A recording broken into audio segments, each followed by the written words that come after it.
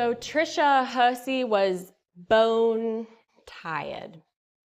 She was studying theology in a competitive seminary program at Emory University. She was working on campus, she was doing an internship, she was raising a young son, and she had hardly any time to rest. Her grades suffered, her health began suffering, and she knew something had to give. Whenever she'd fall asleep studying, which seemed to happen a lot, she realized that she would wake up feeling refreshed. And so she began to build in these moments of respite into her days, no matter how busy they were, napping wherever and whenever she could, even on a bench outside of class. And even if rest came at the expense of time that she would normally spend doing schoolwork or working, Hersey was committed to resting. And in the process, to pushing back on what she, as a Black woman, saw as a legacy of forced labor and exhaustion that her ancestors had endured. The NAP ministry was born, and Hersey nominated herself as its NAP bishop. She writes this in her book, Rest as Resistance, a Manifesto. Grind culture has normalized pushing our bodies to the brink of destruction. We proudly proclaim showing up to work or an event despite an injury, sickness, or mental break.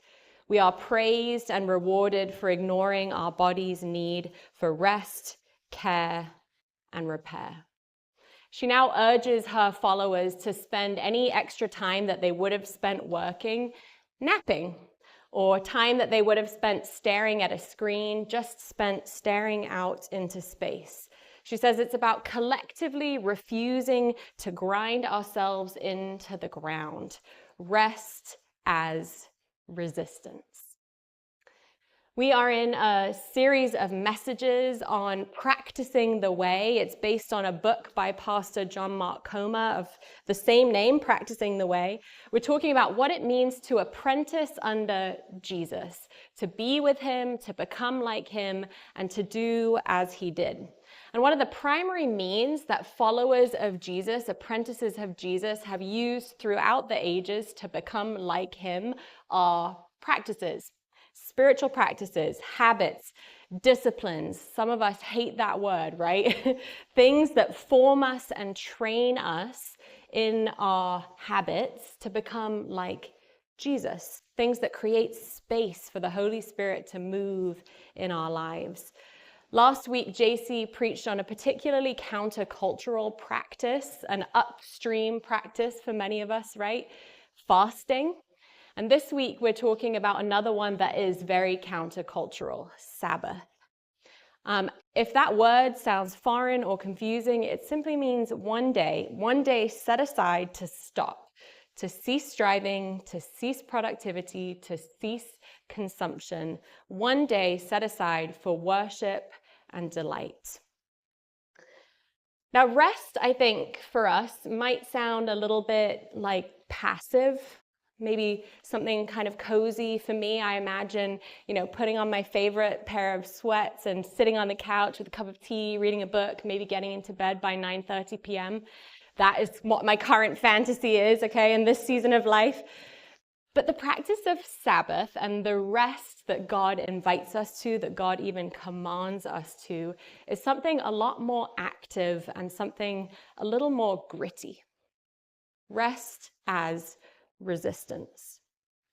So we're going to turn to the scriptures and look at that first place where God's people are commanded to keep the Sabbath. This comes to us in the book of Exodus. It's where we encounter God meeting with Moses, his prophet, the leader of the people of Israel, and giving him the 10 commandments, which were intended to help keep God's people faithful to him, right?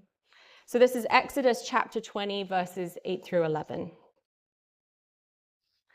God says, "Remember the Sabbath day and keep it holy. 6 days you shall labor and do all your work, but the seventh day is a Sabbath to the Lord your God. You shall not do any work, you, your son or your daughter, your male or female slave, your livestock, or the alien resident in your towns. For in 6 days the Lord made the heaven and the earth, the sea and all that is in them, but he rested the seventh day. And therefore the Lord blessed the Sabbath day and consecrated it. 6 days you shall work, but the seventh is a Sabbath. Notice this rhythm, right? 6 days on, 1 day off. It's that same rhythm Maureen just talked about in the book of Genesis when God is creating the heavens and the earth. And that's God's very rationale for prescribing the Sabbath in this passage, right? Look at verse 11 right there. In 6 days, the Lord made heaven and earth, but rested the seventh day. Therefore, the Lord blessed the Sabbath day. See, there's this rhythm built into the very pattern of creation, the very fabric of our beings, we who were made in the image of a God who rested. That rhythm is to work and then to Shabbat, or stop, to cease striving. It's a countercultural rhythm in a world that doesn't stop, right? A world whose culture is to encourage work and consumption and productivity and connectivity and busyness at all times, no matter what the cost. But God says for 1 day a week, we are to stop, to be done, to rest. Now, did you know that there are actually 2 places in the Bible, in the Old Testament, where the 10 Commandments are recorded? Fun piece of Bible trivia. A couple of us do that. So we're going to turn over to the book of Deuteronomy. There are 40 years between the book of Exodus and the book of Deuteronomy, and these books were written to 2 entirely different generations. See, Exodus was written to the first generation out of slavery in Egypt, and Deuteronomy was written to that generation's children. That generation's children who were on the edge of the promised land, right on the edge of the Jordan River, about to step into Canaan. This is a completely different generation. And in Deuteronomy, Moses calls that entire generation, these children who were not in the Exodus, who were not in slavery in Egypt. And he retells some of their story, some of their history to that generation. So here in chapter 5, he is retelling the 10 Commandments. Observe the Sabbath day and keep it holy, as the Lord your God commanded you. 6 days you shall labor and do all your work, but the seventh day is a Sabbath to the Lord your God. You shall not do any work, you or your son or your daughter or your male or female slave or your ox or your donkey or any of your livestock or the resident alien in your towns, so that your male and female slave may rest as well as you. Remember that you were a slave in the land of Egypt, and the Lord your God brought you from there with a mighty hand and an outstretched arm. Therefore, the Lord your God commanded you to keep the Sabbath day. Now, most of that probably sounded familiar to what we just read in the book of Exodus. The rhythm is the same, right? It's still 6 days of work, 1 day of rest. No one does any work on that day of rest, including your ox and your donkey. I know some of you guys have been getting that wrong. Your ox and your donkey get a rest as well. Everyone gets a rest. But did you notice how the rationale in Deuteronomy is different? Did you notice that? In Exodus, the rationale is that God inhabited this rhythm, right? God inhabited this rhythm too, and therefore so should you. In Deuteronomy, the rationale for Sabbath is resistance. It's a warning to never go back to Egypt again. It's a warning to never return to that way of life, to remember what they have been liberated from, and to live in that kind of freedom. Remember that you were a slave in the land of Egypt, and the Lord your God brought you out from there. Therefore, the Lord your God commanded you to keep the Sabbath day.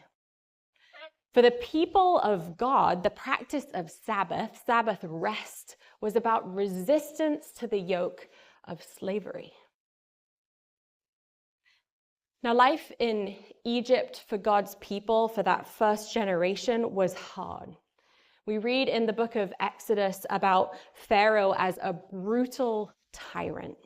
At one point, when Moses is asking him to let God's people go free, Pharaoh says to him, "You are lazy, lazy. And that is why you say, 'Let us go and sacrifice to the Lord.' Go now and work, and no straw shall be given to you, but you shall still deliver the same number of bricks." See, Pharaoh had an insatiable appetite for more, and the Israelites lived under this oppressive yoke of the daily quota. Israel in this story was making bricks to build supplies, in fact, to build entire cities just to store all of Pharaoh and his rich friends' wealth, all their extra stuff. And you can hear the anxiety in the Pharaoh, right? The Pharaoh has everything he could need, everything he could ever want, and yet he's terrified of not having enough. He's terrified of losing his workforce. And that anxiety, that feeling of not enough, is what motivates this entire system of slavery. An entire group of people who, to him, to the oppressor, are subhuman, worth only what they can produce, a commodity to buy and to sell. People who work all day, every day, until they die. And this was the reality for God's people, for the Israelites, until God led them through Moses out of slavery and into freedom. Until God led them out into a new reality where they could finally Shabbat, stop, rest.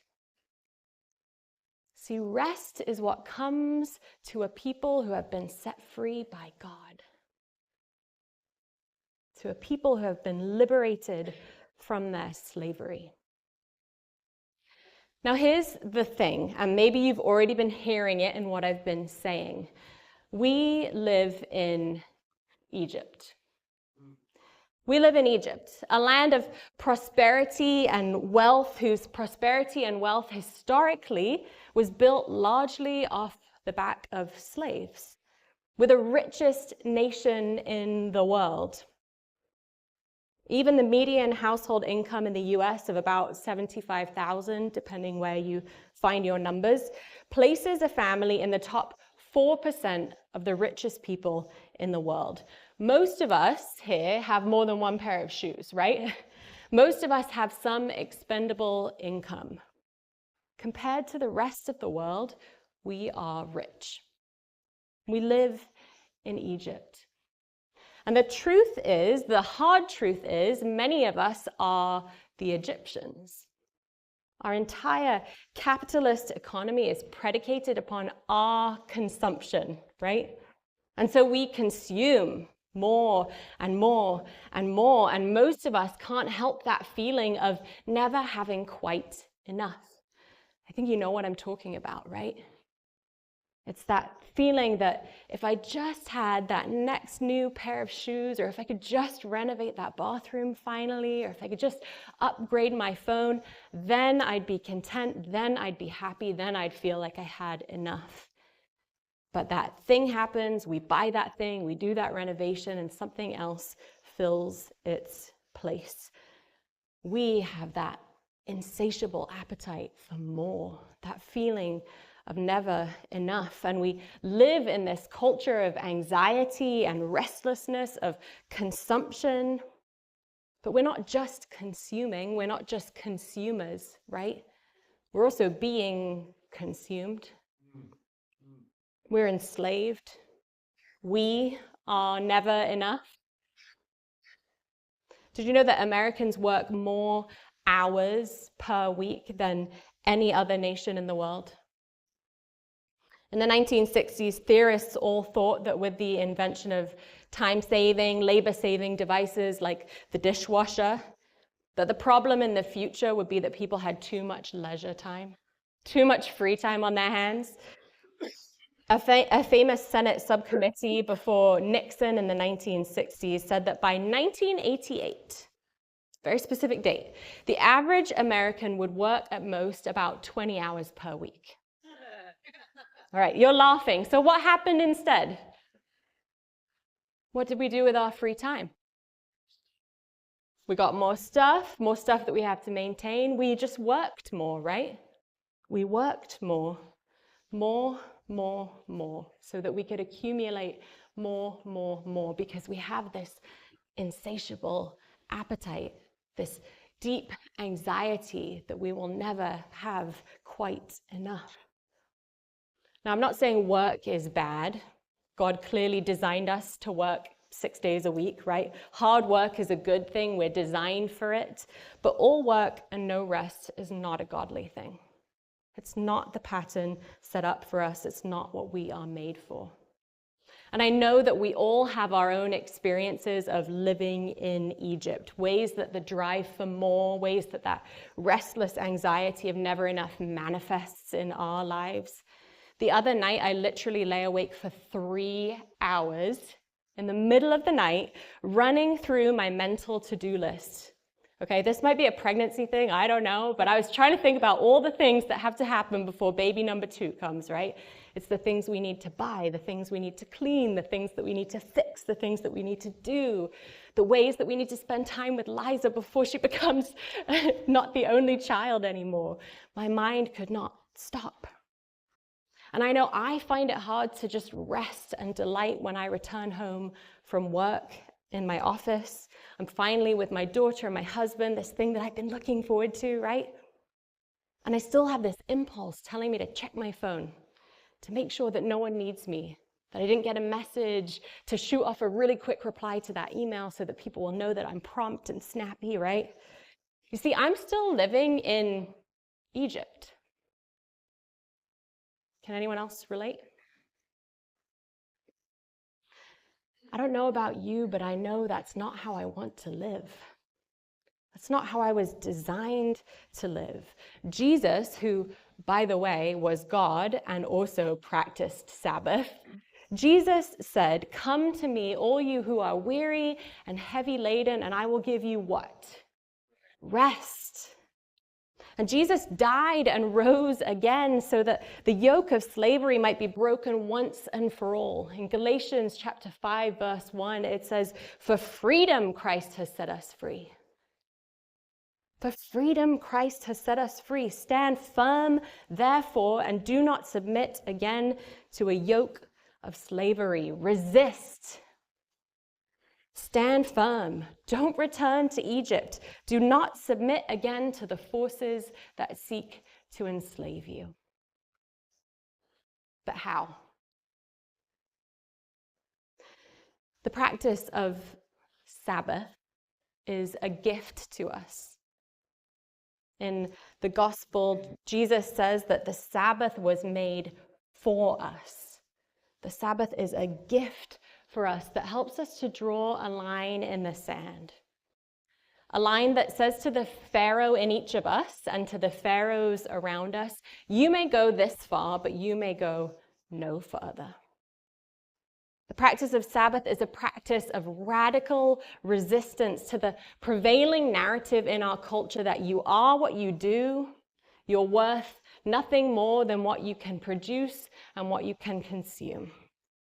The Sabbath is a practice that helps us to break our addiction to accomplishment and accumulation, a practice that prevents us from becoming the Pharaoh who then oppresses others, who constantly demands more from those around us, a practice that makes room for more gratitude, more contentment, more restfulness in your soul. I'm going to be completely honest with you. Sabbath for a while was a really regular practice for Will and I truly felt these benefits that I just talked about. I felt more restful, more contented, more full of gratitude. But with all of the demands of parenthood and full-time work and maintaining a house and keeping up with friendships and exercise and personal hygiene and all the adulting things, right, that we have to do, we have fallen out of the rhythm. We found it really hard to maintain this practice, to maintain that counter-cultural practice, right? but it's a practice that I keep feeling calling me back. Speaking to the deep desires of my heart and my soul to slow down, to rest a while with God, to resist, to stand firm against a culture that tells me that I am worth what I can produce, to model that countercultural way of Jesus for my kids, for my neighbors, for my community, to contribute to justice and shalom for all of creation as I consume less, to cultivate contentment and gratitude for what I already have instead of constantly thinking about what I don't yet have. Maybe you too are feeling that call. Maybe you're feeling pulled toward this practice as we reflect on it this morning. And if that's you, I want to offer just a few simple suggestions. Number 1, pick a day. Number 2, subtract before you add. And number 3, rest, worship, and delight. So pick a day. As Maureen said, for most of us, that's going to be Sunday, unless you're Stephen and Enoch and I. But for most of us, that will be Sunday, a time where we can come and worship in community with the other family of God. Number 2, subtract before you add. So before you think about adding in lots of really restful, fun practices that you can do on your Sabbath, think about what you can remove.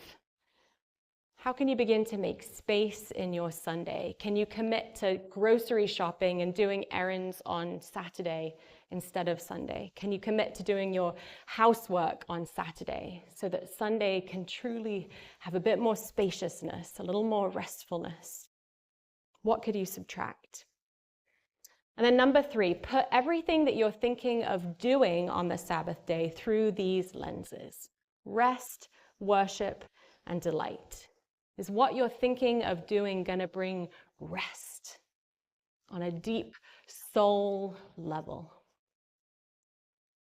Is it helping you worship the one who you were made for, giving your attention to God? And does it bring you delight?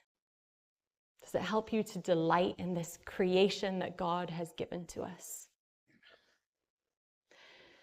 Friends, Pharaoh is dead. The Egyptian empire has long passed away, as did the Babylonian Empire and the Roman Empire and the many empires that followed. And 2,000 years ago, Jesus defeated the ultimate empire, that of sin and death, of evil and slavery and decay and these forces that seek to separate us from God. So why are we still submitting to the yoke of slavery? Remember that you were a slave in the land of Egypt, and the Lord your God brought you out from there with a mighty hand and an outstretched arm. And therefore, the Lord your God commanded you to keep the Sabbath day. Amen.